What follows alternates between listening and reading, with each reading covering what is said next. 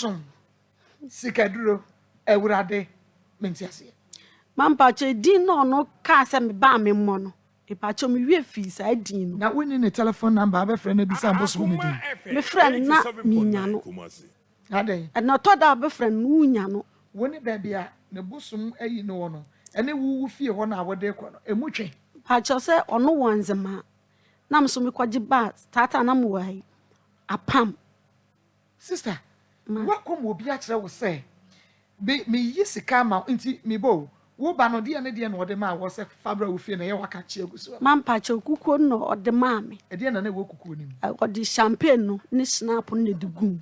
emum bosom so oye premier ni pa onom champagne ana ope ejo si tutu champagne na no godie mu Kukuo no ode ma ana me. wo tutu anu gum na ode ma wo bai Odi ka de bi gum ti se week bia na che se me mekoya na me so me de bia de agum. enti wo ye no for how many days Me ye be 1 month. na 1 month nya enti still wo friend na nkɔ a wo ba gine bosom ni din abɔ a wo bɔ awurade kogu sikaduro so ensere mani abre Mampacho din si bi obodin obo ma me kra de ba chi na me wi afi to ma week ni ba so a me ya de no na me wi afi. enti na ye no san Iti me de awurade na na mbo. awurade Me pacha ma. kwaji sikaduro kwaji kukuo champagne gum wankase kofa ni pamra Mampacho de. wankase moja Mampacho de. virgin girl Mampacho de. wankabida kanukro Mampacho de bi okay wanka. enti demonstrate said kukuo ni si ho a eya wo ye said o si kasa kasa demonstrate kire ne Gina ho a ke se awurade mi hia sika de ye adwuma nti boam na mi nya sika na me mfa nya adwuma na ma hwie champagne na kukuo no no hwie gum pacha wo ka okay me pacha sa na me ya no so na ma so candle no difference ni hina bi e de sisi e ho e de sisi atwa ho ahia me pacha ani okay tamben na wo ye no o se me nya na me krada Monday bia breben anopa me nya na be 7 and sana 8 abo 7 anopa 7 pacha ani and sana 8 abo pacha okay tina wo de 5000 e kwa kope 200,000 200 million tisikano okay na wono aka cho se bodin wei nti wonya sure se eye woa no wa ma wusika no ama because wa kire wo bosomudin eno na wo ye sika ne beba wonso kobo awurade ena bi agu bosomde so sister wonya sure se aka ho bi na wusika ya ama ma me pacha o de ni se ya ade anka ade no kra baba ono anka so di ka eye wo ho ma mi week ansa na meba nti se nka ya ade be ye kra anka week na oye no kemehu nsenche ne kakra wo mansa me de ade no be firi ho a meba nti week na oye no ma hu hwe kopum se me de ade ye de e de bai okay na dia me wo ye ba akwadwefo mebo a mampa cho de wa ware Bacho debi. Uwa ma. Bacho ani. Masai. Bacho mayetu. Mayetu wana wo hwe wo. Bacho ani. Okay. What to me aton semina ewa pampan so. Bacho ani. Enya sika 3000. Akoma FM 87.9 Kumasi. Wakwa akwaje bosia 2000. Sister, obi dwetre. I just can't think far. Comfort. Ma. Obi dwetre 5,000 Ghana cedis. Wo ana odi kope sika dodo. Eche mi bisa wo se. Papa chi o se ho ahwan no. Me pa cho bon frɛ ne mame. Papa chi wo ye sika ni. Ampa cho debi. Wo si abronsan dodo san. Ampa cho won si abronsan ba wo si ni fioti. Wo si fie. Bacho ani. Ni ka se yesen. Bacho nika. Onika. Bacho ani. Me pa cho ni sika. Me pese wo ma me bibi ma me hunu se. Enipa no because me makoso ya na me yi sika. Ye ebi anka me free ho ana despite aba. I'm telling you. I was say me yi bi ma me ho.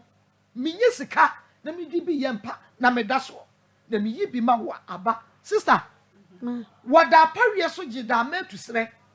Edi na wo hu ye wo nua ya wo che no. Wode na adwene abiti. Akoma FM 87.9 We are penny chan. But wode ne nkoda abiti.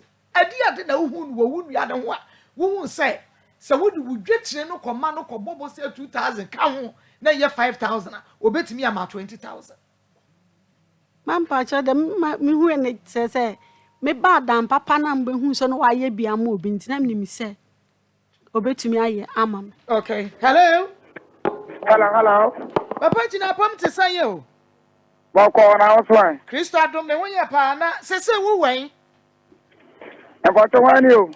me pacho wo obi na edi ho dance a kire me na nka pese me hu ba bia wo na ma ba ho Na ba to ka safi. me pacho me de mi wo kuma se Ah. na wada romani die kwan so abrabo no mu ayeden pa de ama me papa enti obi na di wo ho dance a kire me se oboa no eyi sika ema no ena me se nka me bisa o se wo betumi aye bia ma me ana Isia onu ka sa wo ko na nzuma na free na me manzuma.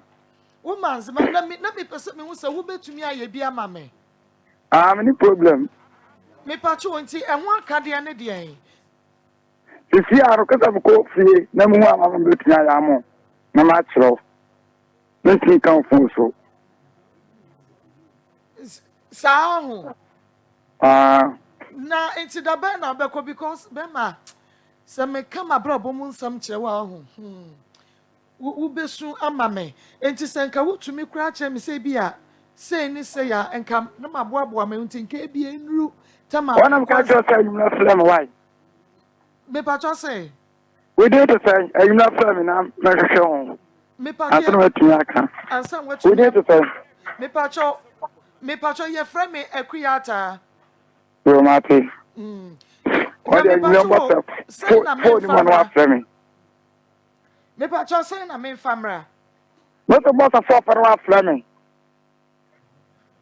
okay Why? ebofo anwumra ho Ah. me frel me pacho yo me pacho yo na me frel no aboa me why You mate. yo nyame ensra obofo me frel Mate. me da senana Nzunda.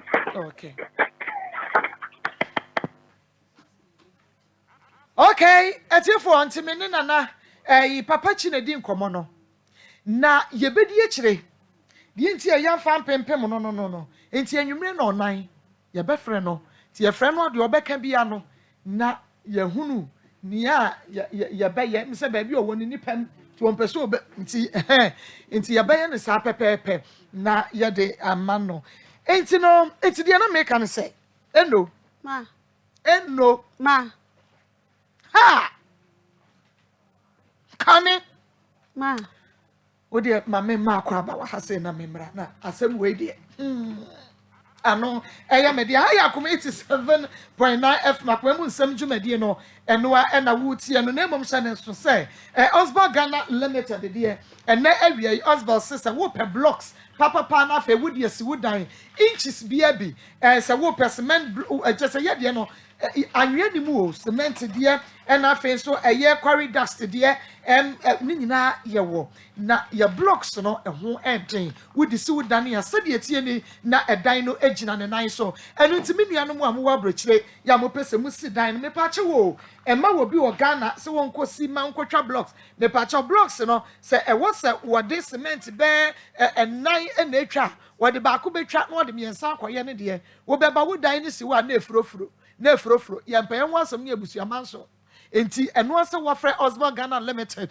na wato wo mo blocks ni bi ye de akohyehyɛ wo dan no ama case close asem bi ani eno nti braka ye ne mosque no ene di hwɛ ne mu wo kuma se empotam a woto a ye de begu ka mu ye de akwa free Osborn Garage and Motors channel so second hand cars they are the best woto wo mo car ube yusu anaka no ehon tenchimada ye koto obie na ibaako bi ye traffic mu na edum sister ma bra ho samene na akua traffic mu na edum won simpia ni ebie so ni ema ni nsuo nom ni ema ni nsuo nom ka no onu nsuo Eskom no kra ni ama ni sua no. Ka wo no muzuo. Ni de buba hwe na papa. Case na hu. It's bi ani bonnet no. Ye hu ni ye obo say battery terminal no. Wo anse ye buba ni ye buru so say ya. Obi hwe ye ni eburu ni chie. Enti obi a case. Ela mu ni mu de moye. Enti ba ko bi ni yakwato no Osborne garage and motor so ho. Ye twi ya vit ansay da. Ya fa for sale kra mo hu no obi to no obo nsuo. Omo cars eye kama. Enti wo electronic electrical appliances nso a Brian electronic shop no a wo adum ensuase no frɛ Osborne e was 0240 403247 0240 403247 and that's 0244 377612 0244 377612 na anyone any nkomo obapa na me mo ahwe meje so boko de ejana dumara ye the crystal say boko pa na meda wase obo adwuma na ho so aye fa wie uti no ehimfo na ye ma meti no eye she say ai omo na eye meti kama ema me obi ni mo beka say ya boat ye moy eye rig abusuafo charistic ena